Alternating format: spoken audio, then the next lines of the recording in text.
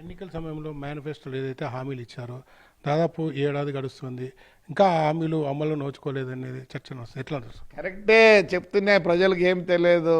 ఎన్ని అప్పులు తీరుస్తారు ఇప్పుడు గవర్నమెంట్ ఎవరున్నా పోయినా. ఇప్పుడు కరెంటు బిల్లు ఉంది, పంచాయతీరాజ్లో డబ్బులు వస్తాయి. పంచాయతీరాజ్ డబ్బులు వస్తే ఫస్ట్ ఏం చేస్తారు, కరెంటు బిల్లు పట్టుకుంటారు. అట్లనే మనకు వచ్చే డబ్బులు కూడా ఏం చేస్తుంది, పాత బాకీలు కట్టాల్సిందే, వడ్డీలు కట్టాల్సిందే, ఇన్స్టాల్మెంట్లు కట్టాల్సిందే.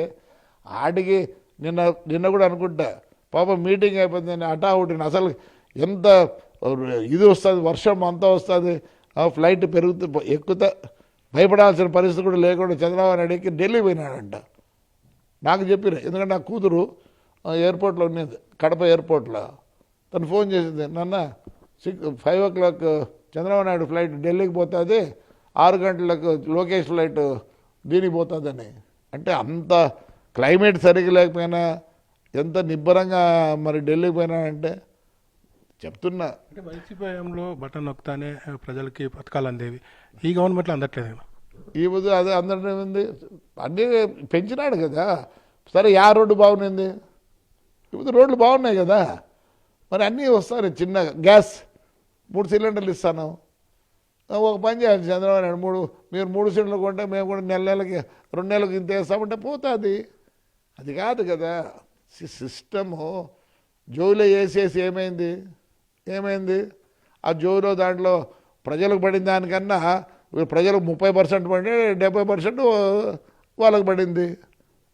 అందుకోసము ప్రజలు కొద్దిగా తెలుసుకుంటారు. నిన్న కడప మీటింగ్ చూసినాక నాకు కొద్దిగా అర్థమైంది. నేను కొందరిని మాట్లాడించిన ముసలోళ్ళు ముత్తుకోవాలి, దర్ హ్యాపీ.